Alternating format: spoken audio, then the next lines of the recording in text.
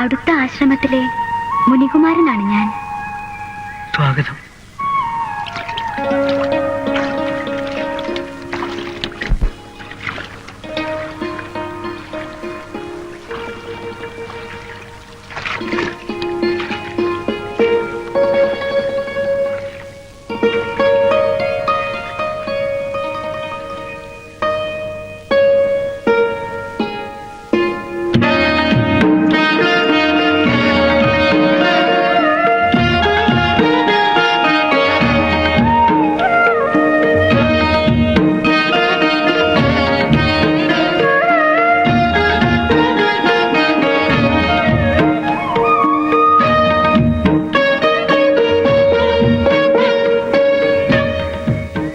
ഞങ്ങളുടെ ആശ്രമ നിയമങ്ങളും ആചാരോപചാരങ്ങളും അല്പം വ്യത്യസ്തമാണ്. ക്ഷമിക്കുമല്ലോ. ഇതാണ് ഞങ്ങളുടെ അഭിവാദനം. താങ്കൾ ആരാണ്? ഏത് ആശ്രമത്തിൽ നിന്ന് വരുന്നു?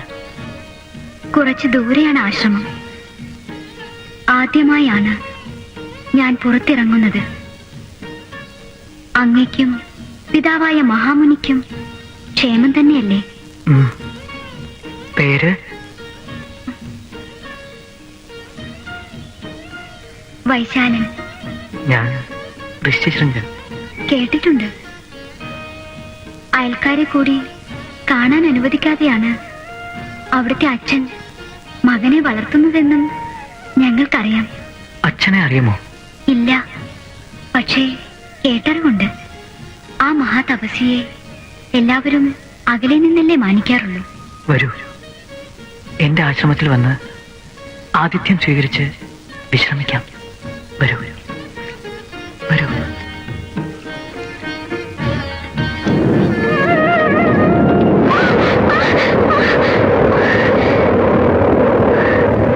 ജപം മുടക്കാൻ വരുന്ന കാട്ടാളരെ കല്ലെറിയാനേ നിന്നെ ഏൽപ്പിച്ചിട്ടുള്ളൂ.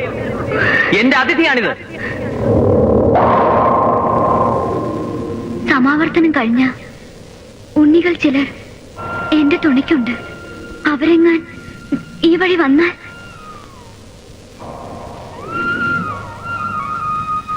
വരൂ. ഇന്ന് ആദ്യം കണ്ടുമുട്ടിയതല്ലേ? എന്റെ ആതിഥ്യം സ്വീകരിച്ച് അങ്ങനെ അനുഗ്രഹിക്കണം. പ്രായം കൊണ്ട് ഞാൻ കനിഷ്ഠനല്ലേ?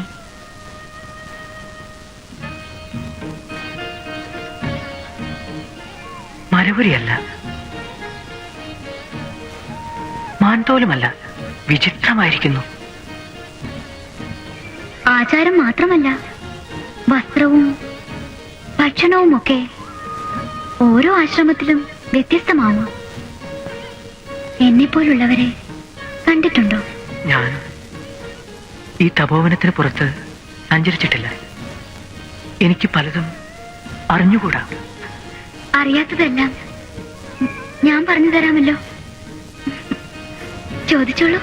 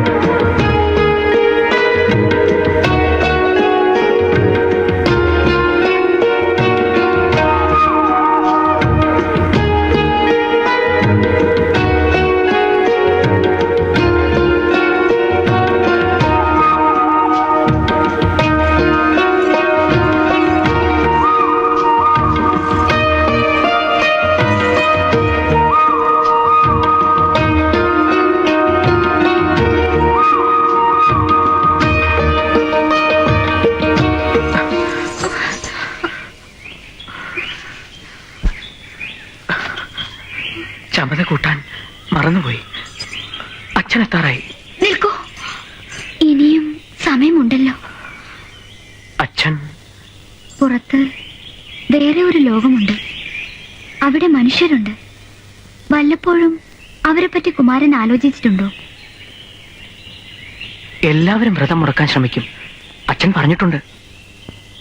ആശ്രമവാസികളും ഞങ്ങളും വ്രതധർമ്മമുള്ളവരാണ്. തിരക്കുണ്ടെങ്കിൽ നടന്നോളൂ. നാളെ വരുമോ? വരണം.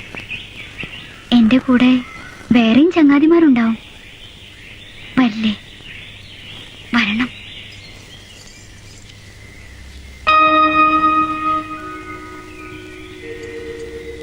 മറ്റൊരു ഉപചാരം. വീണ്ടും കണ്ടുമുട്ടേണ്ടവർ പിരിയുമ്പോൾ ഞങ്ങളുടെ യാത്രാമംഗളം ഇങ്ങനെയാണ്. എനിക്കും സമയമായി.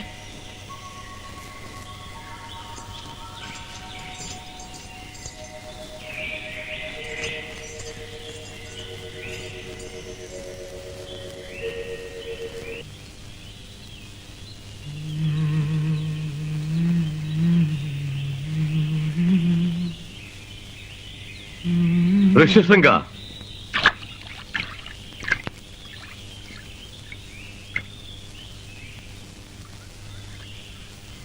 ഗന്ധർവരോ കിന്നരരോ ഇടയ്ക്ക് കടന്നു പോകുന്നുണ്ടച്ചാ. ആശ്രമവനത്തിന്റെ അതിർത്തിയിലൂടെ. പുറം കാട്ടിലേക്ക് നീ എന്തിനു പോയി? അവിടെ വിചിത്രമായ ഒരു സ്വരം കേട്ടു. കുയിലല്ല, ബലാകയുമല്ല. ജാതകത്തിന് ഇത്ര മാധുര്യമുണ്ടാവില്ല. അധ്യയനത്തിൽ നിന്ന് മാറുമ്പോൾ നിന്റെ മനസ്സ് സ്വപ്നാവസ്ഥയിൽ ചരിക്കുന്നു. പണ്ട് കാണാത്തതും കേൾക്കാത്തതും കാണുന്നു, കേൾക്കുന്നു എന്ന് തോന്നിപ്പോകുന്നു. ഞാൻ എപ്പോഴും പറയാറില്ലേ, ജാഗ്രത, ജാഗ്രത.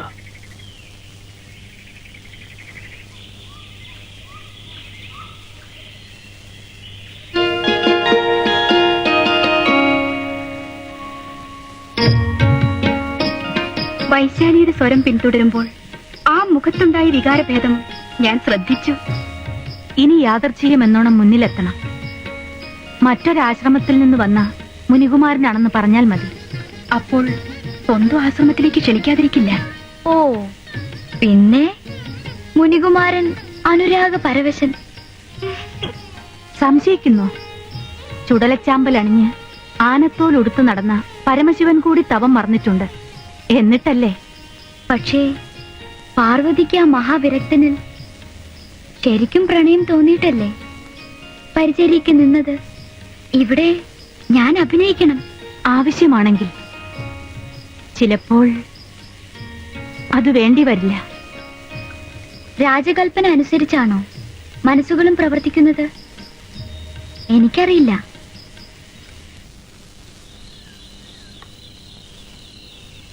ആശ്രമ പരിസരം വിട്ട് ഒരിടത്തും പോകരുത്.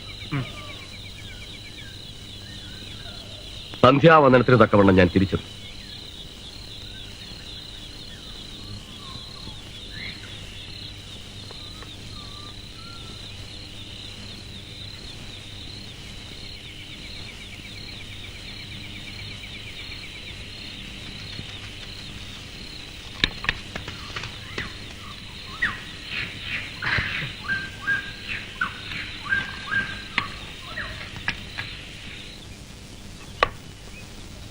അച്ഛന്റെ കൽപ്പന കേട്ടില്ലേ? ഞാനില്ല. പൊയ്ക്കൊള്ളൂ. ഞാനില്ല. ഉം. ഉം.